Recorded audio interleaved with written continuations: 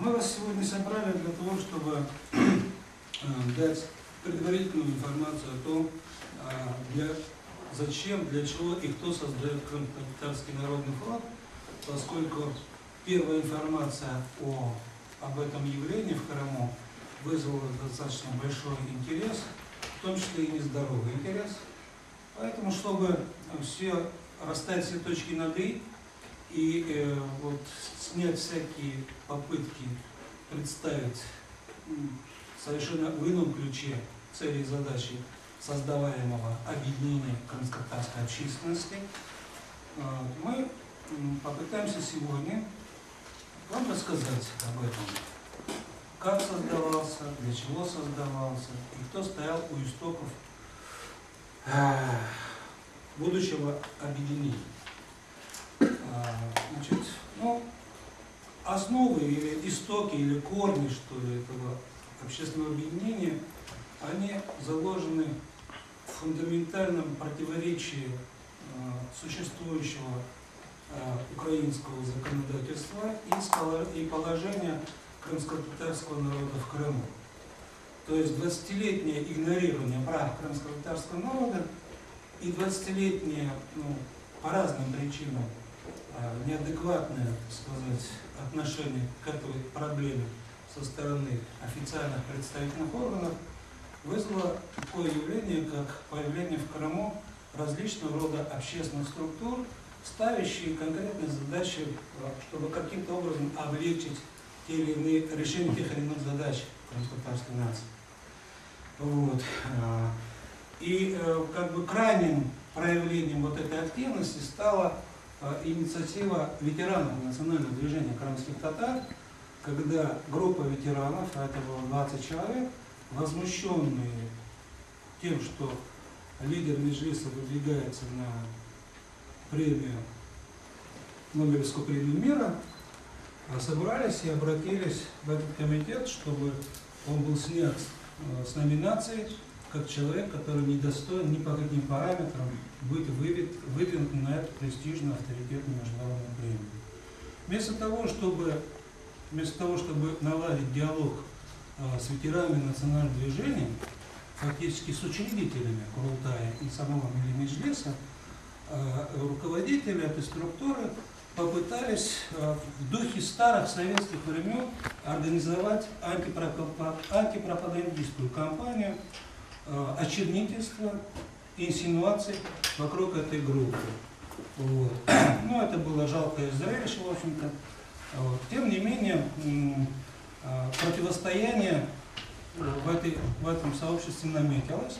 Тогда для того, чтобы снять эти возникшие противоречия, эта же группа ветеранов национального движения обращается к руководству Меджлиса наладить открытый диалог, публичный диалог на телевидении, для того, чтобы люди могли в прямом эфире, могли в режиме онлайн, так сказать, посмотреть, какие претензии есть у ветеранов национального движения к лидерам Меджлиса и какие лидеры Меджлиса выставят свои аргументы против тех очень жестких обвинений, которые были направлены в их адрес со стороны собрания ветеранов. Но опять произошло игнорирование, и тогда произошло очередное собрание, это был уже ноябрь, очередное собрание ветеранов национального движения, их уже было 28 человек, а это ветераны национального движения, которые рожденные были в Крыму, у которых за плечами участие в борьбе национальной за права нации более 40 и больше лет, которые также, большая часть из которых прошла по несколько раз репрессии в тоталитарный период за участие в национальном движении, они тогда объявили недоверие, импичмент конкретно двум лидерам Меджлиса, Мустафе Джемилеву и Рифату Чубарову. После этого, уже 3 декабря, поскольку кто-то должен был брать на себя ответственность и ставить перед властями, перед международной общественностью те проблемы, которые действительно являются насущными проблемами нации, они организовали, ветераны национального движения, 3 декабря собрались и организовали постоянно действующее собрание ветеранов национального движения и выступили с двумя инициативами. Первая инициатива, они поставили перед украинскими властями требования, чтобы до 18 мая 2012 года в Украине был принят, подписан и обнародован закон о восстановлении прав и реабилитации репрессированного крымско-татарского народа.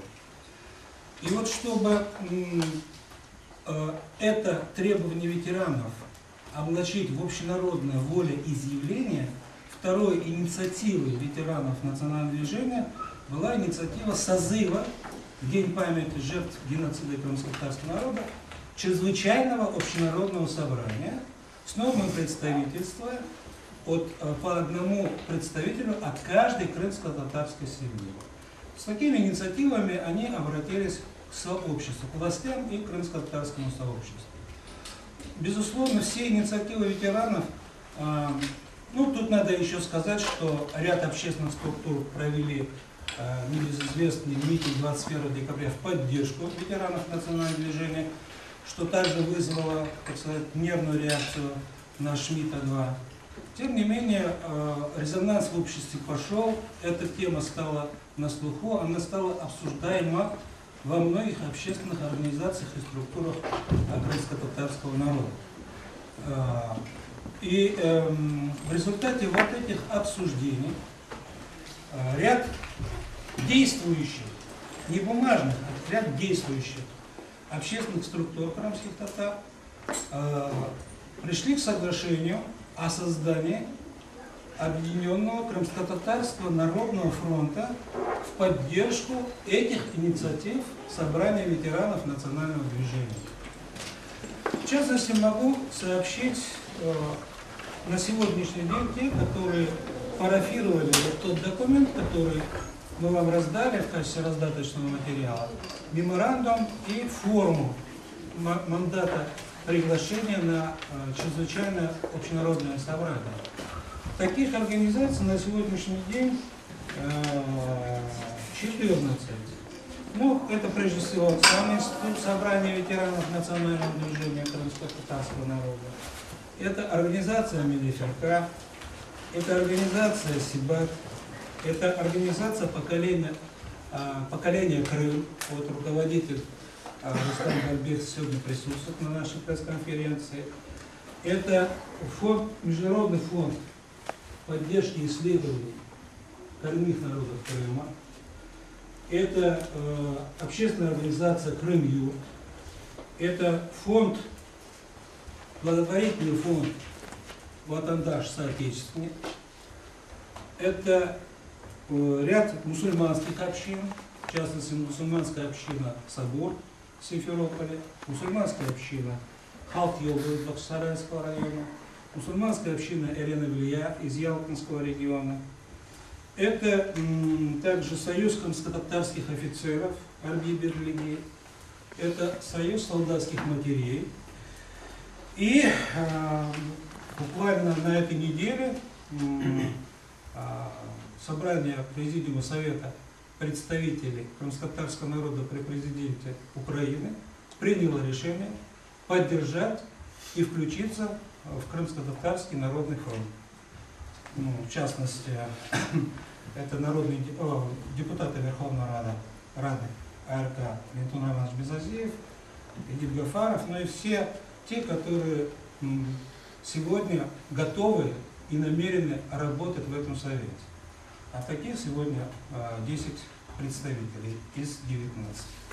Они также поддерживают сегодня наше решение поддержать ветеранов в их искреннем стремлении наконец сдвинуть с мертвой точки решение крымско-татарского вопроса.